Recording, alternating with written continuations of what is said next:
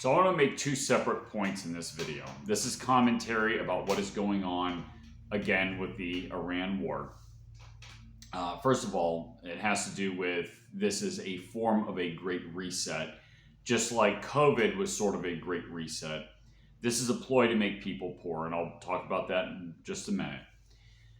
The other thing I want to talk about is the alleged strike on Diego Garcia, which is a base that's a joint base with the United Kingdom and the United States.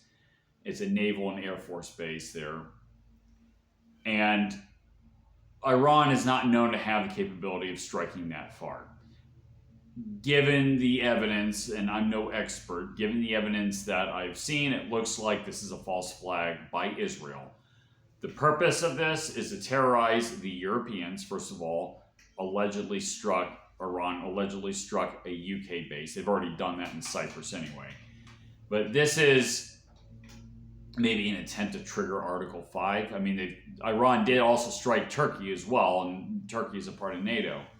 And by the way, Israel, some of the nut jobs in the Zionist group, the same people who are responsible for what's going on now, are talking about going to war with Turkey after this. So just let that sink in. But anyway, that all aside,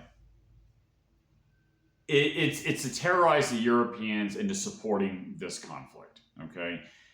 With the alleged missile range that Diego Garcia is from Iran, Iran can also hit London from that distance. So this is a means of terrorizing the European populations into supporting this war. I wouldn't be at all surprised if the Mossad organized a 9/11 style attack and blamed Iran for that. That is absolutely in the cards as well. This is also, and going back to my original point, one of the 2 points I wanted to make.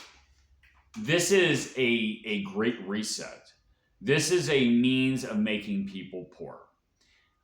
Politicians, and I'm talking about the corrupt so-called leaders, like crises. They like to have crises because it's a cover for the power grabs and the corruption and everything else they want to do, okay? So war is great for them. War is fantastic business. It's a transfer of wealth from people, working everyday people, to a relatively handful of people. And during this crisis, they can, with the lack of fuel that's, refined products and oil that's coming out of the Persian Gulf, they can justify making people poor. Rationing, you can lower birth rates with this. This is a boondoggle. And I wouldn't be surprised if this is part of the calculation of the bad elements, the deep state, the crazy Zionists.